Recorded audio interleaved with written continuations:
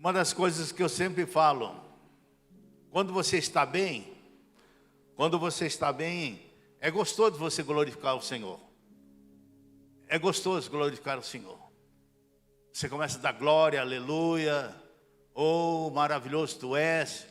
Mas quando as coisas começam a complicar, será que nós temos a mesma disposição?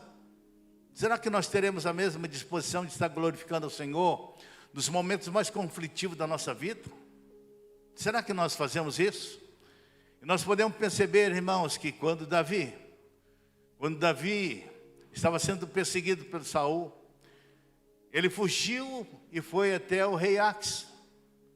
E no momento em que ele chegou naquele local, ele fingiu de doido, fingiu de louco. E aí o povo começou dizendo, aqui eu acho que aquilo lá é o Davi. É o Davi. Ué, mas aquele Davi, a qual o povo cantava, que Saul matou milhares e Davi 10 milhares, ele está lá, ele está babando lá. As barbas escorrem pelas barbas dele, estava doido. Mas na realidade, Davi estava fingindo, estava com medo. Mas algo fez com que ele percebesse que não era daquela forma, não era daquela maneira a qual ele deveria agir. Eu creio que no momento de lucidez, ele pensou, o que eu estou fazendo? O que eu estou fazendo? Será que eu não confio num Deus a qual eu sirvo? Será que a esperança qual eu tenho depositado neste Deus Todo-Poderoso, será que se esvaiu? Será que sumiu? Onde que está a minha capacidade agora de adorador? Onde está a capacidade daquela pessoa que sempre tem buscado de uma forma excelente? Eu creio que naquele momento Davi se despertou e ele disse assim, olha, aconteça o que acontecer, eu estarei bendizendo a ele em todo momento, porque ele começa a dizer, bendirei o Senhor em todo o tempo, e o teu louvor estará sempre nos meus lábios. Ele disse, eu não quero viver dessa forma, eu não quero viver dessa maneira. Quantas pessoas, quando são provadas, irmãos, em vez de louvar a Deus, em vez de se alegrar a Deus, começa a murmurar. E se você está sendo provado, levante as mãos e glorifique o Senhor. Porque a palavra do Senhor diz lá em Tiago 1, versículo 2. Meus irmãos, tem de motivo muita alegria por passar por muitas provações. Você tem que passar as provações dando risada, mas de que forma, de que maneira? Porque Deus, na forma do Senhor Jesus Cristo, nunca enganou ninguém. Nunca enganou ninguém. Ele não disse que quando você aceitasse a Ele, seria um mar de rosa. Muito pelo contrário. A palavra do Senhor diz lá em João 16, 33, essas coisas vos escrevi para que tenhais paz em mim. No mundo tereis aflição, mas tenha bom ânimo. Tenha bom ânimo. Tenha bom ânimo. E sabe por que nós temos que ter bom ânimo, irmãos? Porque sabemos que nós somos mais do que vencedores em Cristo Jesus. E se nós não somos vencedores, é porque alguma coisa errada está acontecendo nas nossas vidas, irmãos. É por isso que ele disse, ele fez um casamento naquela hora com o Senhor. Em todo momento, na hora da tristeza, na hora da alegria, na hora da prosperidade, na hora da adversidade, no momento da saúde, no momento da enfermidade. Ele disse assim, o meu louvor estará sempre nos meus lábios. Sempre, sempre, irmão. É por isso que quando nós observamos, quando João diz assim, em João 4, 24, né? Que Deus procura os verdadeiros adoradores. Ele está procurando os verdadeiros adoradores, irmãos, que o adorem em espírito e em verdade. Ele está buscando Aquelas pessoas que buscam de uma sinceridade tamanha, para que tudo aquilo que o povo fizer, não seja lançado para você, mas primeiramente a Ele. Aleluia. Deus quer receber o nosso louvor. E nós temos que ter uma profunda relação com o nosso Deus. Se nós não tivermos uma profunda relação com o nosso Deus, não adianta, irmãos.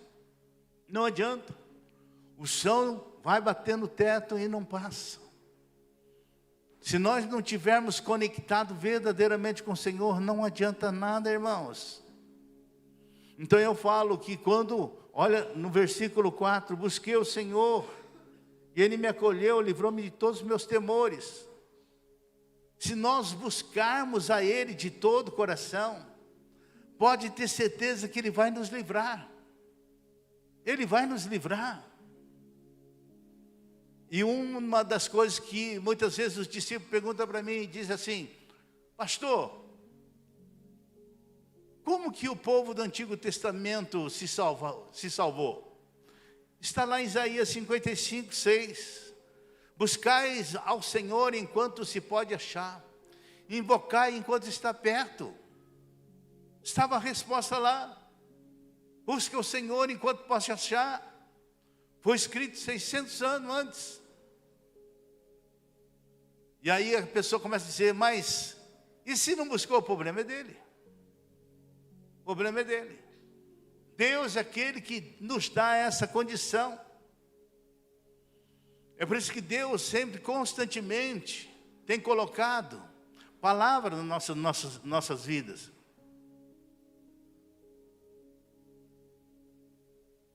E uma das coisas que Ele sempre nos frisa para as nossas vidas, que está lá em Mateus 7,7. Pedi e dar-se-vos-á, buscais e acharei, batei e abri-se-vos-á, porque todo aquele que pede recebe, que busca acha, e quem bate abri-se-vos-á. Quem é o filho que pede pão e o pai dá pedra? Pede peixe e dá serpente? Se o pai da terra faz coisas boas, imagina o pai lá do céu. Deus está pronto para te dar, conceder tudo aquilo que você precisa, tudo aquilo que você necessita. Mas via de regra, nós somos muito calados. Só buscamos a Ele quando o sapato aperta. Essa que é a verdade, irmãos. Nós só buscamos a Deus quando as coisas começam a realmente acochar nas nossas vidas. Mas aprenda uma coisa, meus irmãos: busque o Senhor enquanto você pode achar. Amanhã poderá ser muito tarde para a sua vida, meu irmão. Muito tarde. Deus quer ver todos os filhos bem. Todos. Qual é o pai que não gosta de ver os seus filhos bem? E quando eu falo assim, que Ele livrou o meu filho agora, nessa quinta-feira. Sábado, né? Não, quinta-feira. Está vendo que você está tão perdido assim? Ele está perdido porque ele estava fazendo uma corrida, o carro bateu nele e capotou o carro. É que saiu hoje de manhã, né? Ontem de manhã, do hospital. Capotou o carro, irmão. Sabe por quê? Muitas vezes não, constantemente eu e a mãe dele ora para esse menino. Ora para que ele possa cada dia mais crescer verdadeiramente no Senhor. E ele disse: olha, pai, eu quero seguir esse Deus de coração, de verdade, filho, glória a Deus. E no momento quando acontece isso, o inimigo, ele quer realmente paralisar, mas ele está vencido em nome de Jesus. Em nome de Jesus. Deus é muito, muito, muito maior. E aí eu falo, irmãos, se nós clamarmos, Ele vai nos livrar. Nós buscarmos Ele, né? Olha lá no verso 5. Contemplai e sereis iluminados, o vosso rosto jamais sofrerá vexame. Se nós olharmos para Ele, olha essa luz, Ele vai nos iluminar. Se nós olhar para Ele, Ele vai nos iluminar, irmãos. É tão simples, irmãos. Sabe por quê? Porque Jesus Cristo é a luz do mundo. Lá em João 8,12, Ele disse: eu sou a luz do mundo. Quem me segue não andará nas trevas. Não andará nas trevas. Pelo contrário, terá a luz da vida. Irmãos, imagine só, se eu estou olhando para essa luz, Ele me ilumina. Mas se de repente eu começo a me afastar, o que vai acontecer? Obviamente a luz vai diminuindo. Da mesma forma que muitas vezes os homens começam a afastar dessa luz tremendamente maravilhosa. E as pessoas começam a dizer: ah, Deus se afastou de mim. Deus nunca se afasta de nós. É nós que afastamos dele. Sabe por quê? Porque a própria palavra do Senhor diz lá em Tiago 4,8: chegai-vos a Deus, e Ele chegará a vós. Chega a Ele, irmãos. Chega a Ele. Não é eu falar que Ele afastou de mim. Chegai-vos a Ele, e Ele chegará a vós. Irmãos, é tão simples a matemática de Deus. Deus constantemente fala conosco. Quantas pessoas hoje que se afastam de Deus? Sabe por que isso acontece, irmãos? Porque o inimigo, ele é astuto. O inimigo é astuto. Ele vai fazer de tudo, mas de tudo, para você afastar dele. Sabe por quê? Que as coisas do mundo é tão muito maravilhoso. É maravilhoso demais. As atrações do mundo é muito grande. Mas se nós não tivermos firme com Ele, as coisas começam a complicar. Muitas vezes caminhávamos bem, mas depois um companheiro começa a dizer assim: rapaz, você é tão jovem assim, sai dessa vida aí, vamos curtir a vida, vamos numas baladinhas aí, vamos na festinha aí. E o povo começa a dar ouvido à voz satânica. Mas sabe por que muitas vezes essas pessoas começam a cair? É porque Deus tinha um plano na vida dele. E o diabo fala assim: não, eu vou derrubar esse cara aí. Mas você tem que estar atento, irmãos. Você tem que estar atento. Porque os falsos profetas vão estar aí. Os falsos coaches vão estar aí. Ele só fala as consequências das bênçãos. Ele esquece de dizer as causas dessa bênção. É por isso que o povo começa aí a aplaudir. E aí você vai incorrer naquele erro de Mateus 24:12. E por aumentar a iniquidade, o amor de muitos estão se esfriando. E começa a esfriar tanto, irmãos, que você começa a dizer: e agora, o que vão fazer? Escolha bem as suas amizades, irmãos. Escolha bem as suas amizades. Que a luz continue sendo refletida na tua vida. A coisa mais importante é isso, irmãos. Deus tem um propósito na tua vida? Pergunta lá, Deus tem um propósito na tua vida?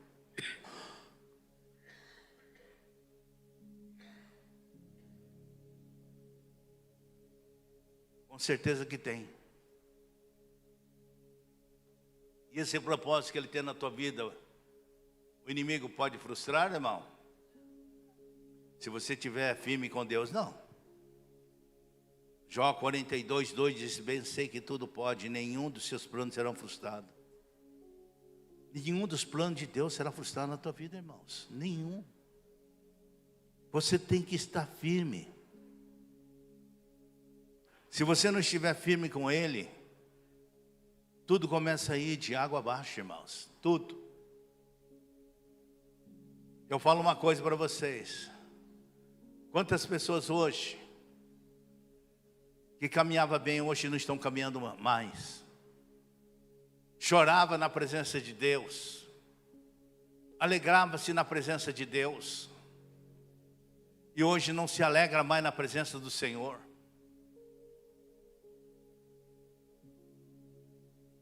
Mas a palavra do Senhor diz em Apocalipse 2, 4 e 5, né? Arrepende-te e volta à prática do primeiro amor. No 4 fala assim: tenho porém contra ti que abandonaste o primeiro amor. Arrepende, volta à prática. Arrepende, volta à prática, irmãos. Que grandes coisas Ele vai fazer.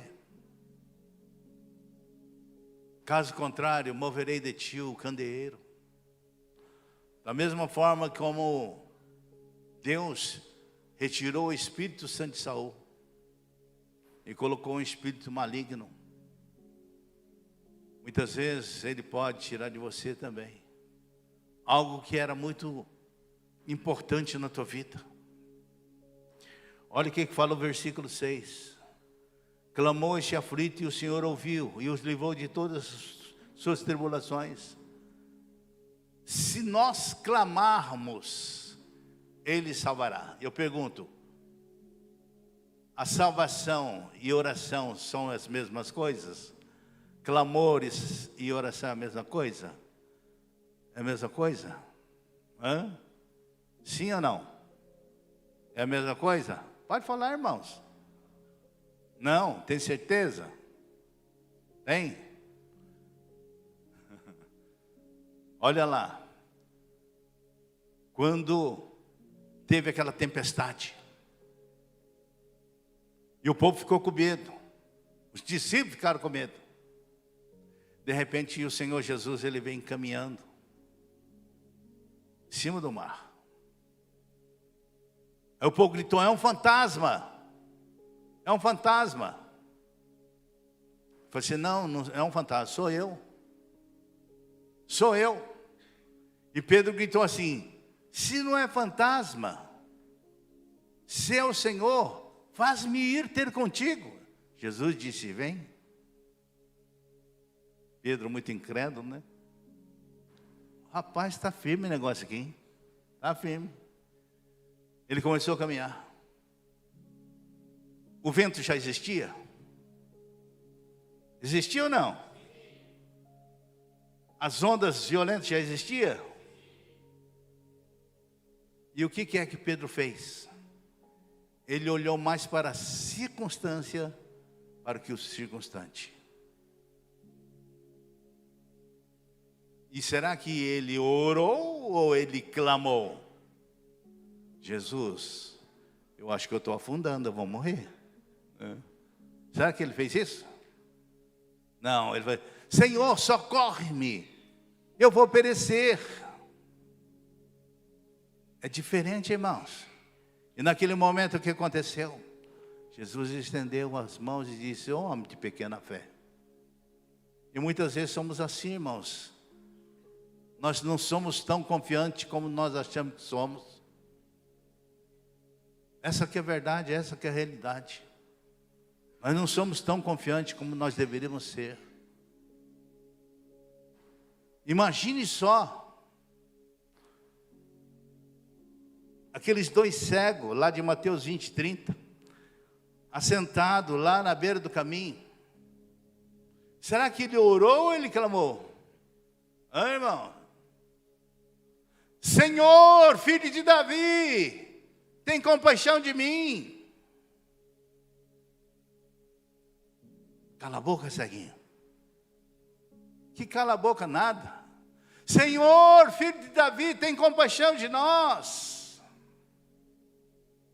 Jesus ouviu. Quando vocês estão passando por dificuldade, vocês clamem a Ele, irmãos. Senhor, eu preciso de Ti. Necessito de Ti.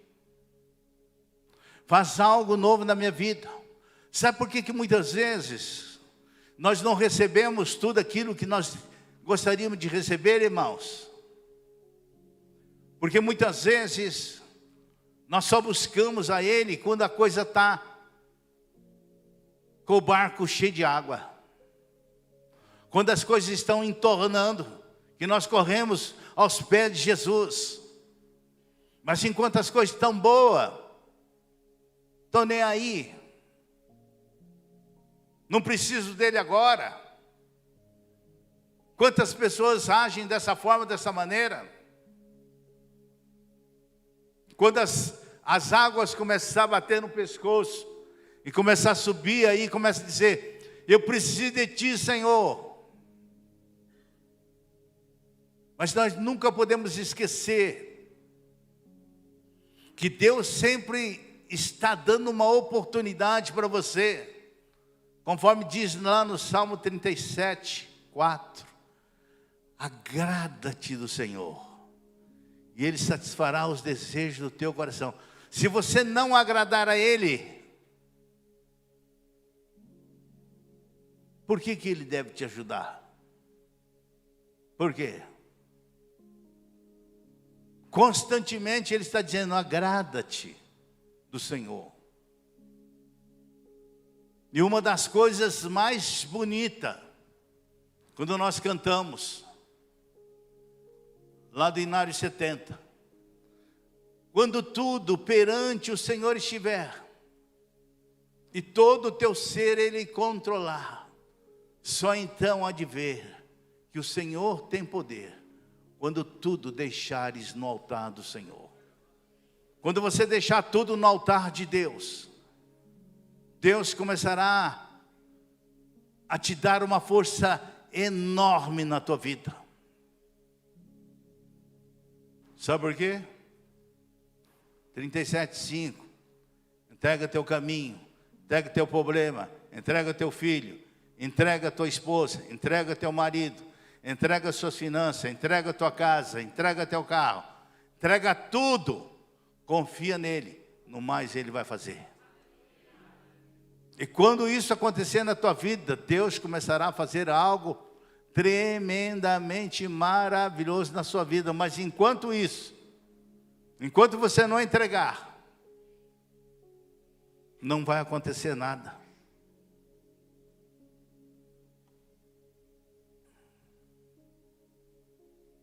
Eu vou falar uma coisa para você, irmãos.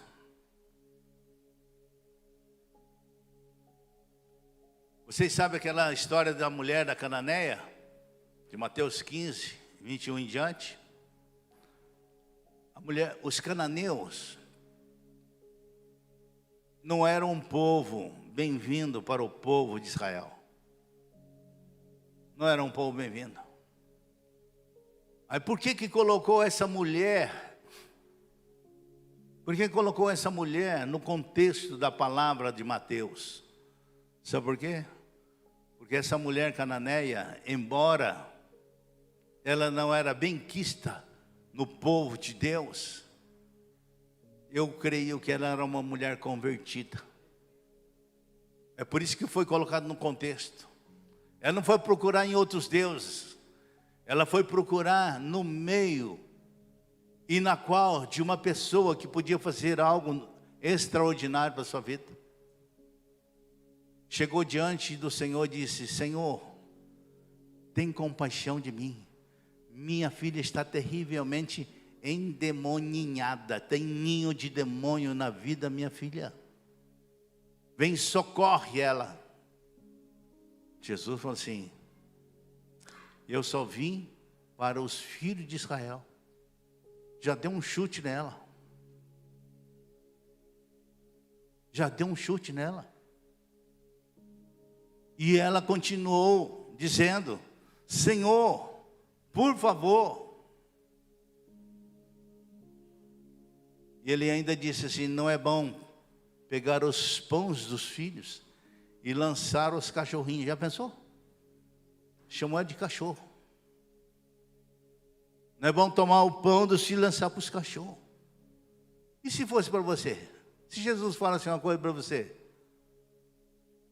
você caía fora, né? Não precisa ser tão humilhado assim. Mas Jesus conhecia aquela mulher e queria dar uma lição para os discípulos. Sabe o que a mulher falou? Sim, Senhor, mas os cachorrinhos comem da migalha que cai da mesa dos seus donos. Olha só, irmãos, ela se rebaixou. Ela se rebaixou. Aí eu falo uma coisa para você, irmãos. Tem muita gente contentando com as migalhas. Porque lá no Salmo 23, ele disse: prepara uma mesa perante os meus adversários. Uma mesa de fartura, gente. Uma mesa de fartura. E muitas vezes nós contentamos com as migalhas. Sabe por quê? Nós contentamos com as migalhas? Porque nós não estamos buscando verdadeiramente a Ele que fez todas as coisas. E a palavra mais bonita que Jesus pronunciou para aquela mulher, ele falou assim: grande é a tua fé, mulher. Vai, porque a tua filha já está sã. Olha que coisa bonita.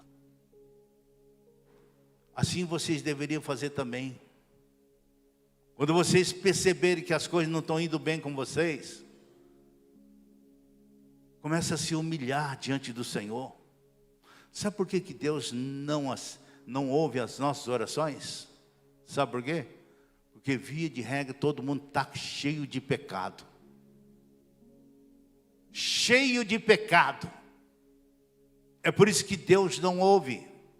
Mas como? É bíblico, é bíblico.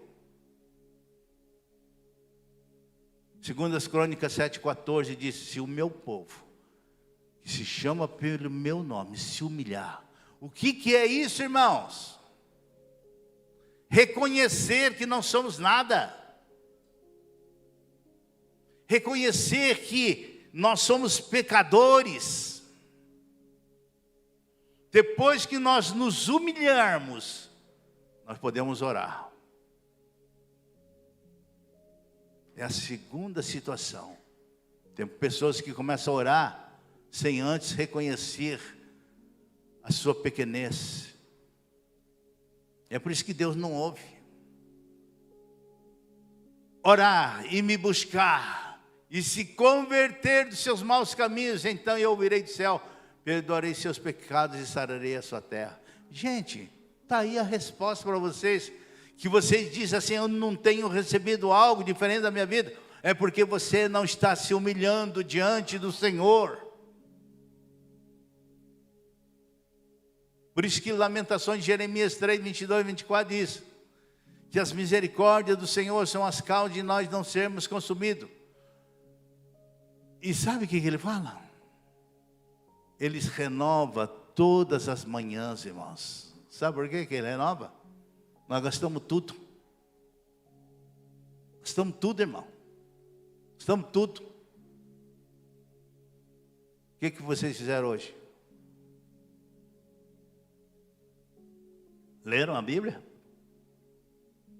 Buscaram o Senhor?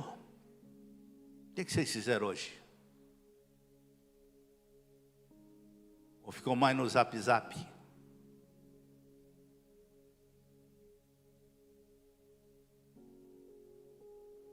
Olha lá no verso 7. O anjo do Senhor acampa ao seu redor daqueles que temem e livra. Se nós o temermos, Ele nos cercará de cuidados. Sabe o que aconteceu, irmãos? Os sírios, eles cercaram a cidade para derrotar o povo dos judeus.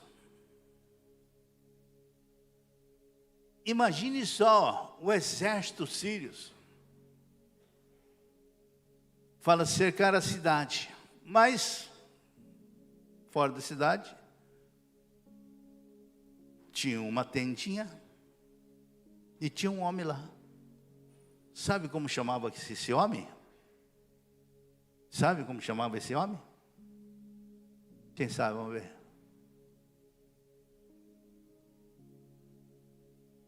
Vamos falar discipulado, irmãos. Eliseu. Eliseu, irmãos. Jazi correu e falou assim: Eliseu, Eliseu, o exército sírio está cercando a gente. Está cercando a gente. Eliseu fala assim para Jazi: ei, homem de pouca fé. Ele disse: Senhor, abre os olhos deste menino para que vejam. E naquele momento, quando este menino olhou no vale, milhares de cavaleiros e anjos do Senhor, carros de fogo, aleluias. E ele disse: maior é aquele que está conosco do que aquele que está no mundo. Maior é aquele, irmãos. Maior é aquele. Pois vocês olham lá em 2 Reis, 6, 15, 16. Aí vocês vão ver. Projetou aí? Então leia aí, irmãos. Tendo levantado muito cedo o moço do homem de Deus e saindo, eis que tropas de cavalos e carros havia cercado a cidade. Então seu moço lhe disse: ai, meu senhor, que faremos? Ele respondeu: não temas, porque mais são aqueles que estão conosco do que estão com eles. Passa. Orou Eliseu e disse: Senhor, peço que te abra os olhos para que veja. O Senhor abriu os olhos do moço. Ele viu que o monte estava cheio de cavalos e carros de fogo em redor de Eliseu. Vai. E como desceram contra ele, orou Eliseu, o Senhor disse: fere-te, peço-te essa gente de cegueira. Feriu e de cegueira, conforme a palavra de Eliseu. Irmãos, olha só. Toda a tropa ficou cego, irmãos. Toda a tropa ficou cego. Toda. Sabe por quê, irmãos? Porque ele mesmo disse: maior é que ele está conosco. Pergunta lá ao teu irmão: maior é que ele está conosco, irmão? Hã? Maior é aquele que está com a tua vida, irmãos? Aleluias. Graças a Deus. Em 1 João 4,4, na parte B, fala que maior é aqueles que estão conosco do que aquele que está no mundo. Maior é aquele que está conosco, irmãos. Deus é muito maior. Então não precisa temer. Então não precisa temer, irmãos. Eu falo que a bênção do Senhor é condicional. Por quê? Porque só é abençoado aquelas pessoas que querem ser abençoadas.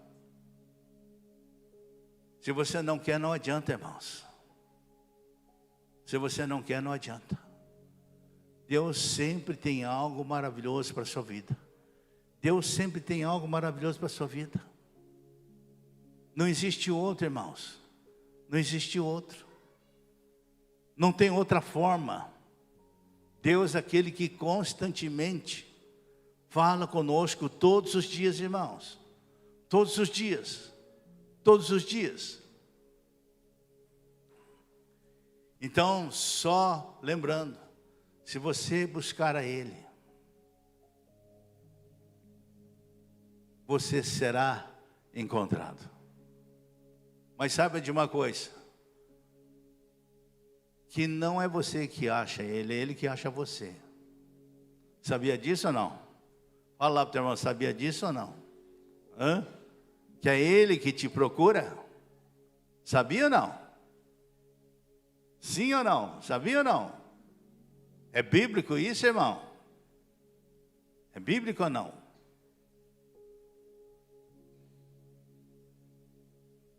É bíblico ou não? Ixi.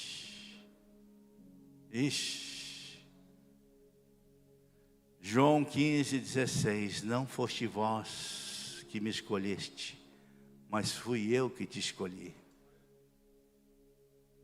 E Deus te escolheu, meu irmão, para uma vida de grande bênção.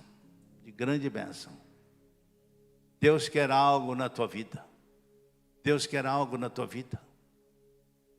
Eu falo uma coisa, olha só, o anjo do Senhor acampa-se ao redor daqueles que o temem livre. Vocês creem no anjo do Senhor? Vocês creem mesmo? E eu sempre falava para meus filhos, tranquilo, tem anjo para tudo. Tem anjo mecânico, né? Tem anjo para consertar chuveiro, tem tudo. Tem anjo que providencia todas essas coisas. E uma vez no seminário, não tinha condições para pagar energia, tinha que tomar banho de água gelada. O povo começou a orar, falou, Jesus, tem misericórdia, que vem aí uma água quente, e o povo orando. E quando o povo entrou lá, a água estava quente, aleluia. Falou assim, isso é só crente para falar umas coisas dessa, né? Mas é uma realidade, irmão. Deus entra com providência. E um dia eu estava falando assim com meus filhos do anjo. Eu já contei aqui, mas vou contar de novo. Eu tinha um Chevetinho 70. Comprei na época do Collor. E aí aconteceu, né? Quando eu estava naquele negócio lá, né? Mas já era. E aí o que aconteceu? Fiquei com mais de 12 anos com aquele carrinho. Era movido à oração, irmão. Movido à oração. Ficou tão velho que um dia tinha uma campanha. Eu estava lá em Astorga e tinha uma campanha em Jaguapitã. E aí, o que aconteceu? Eu falei, o pessoal que quer ir, corre e pega um ônibus. Lá dentro da Chevette, tinha 6 pessoas já dentro da Chevette.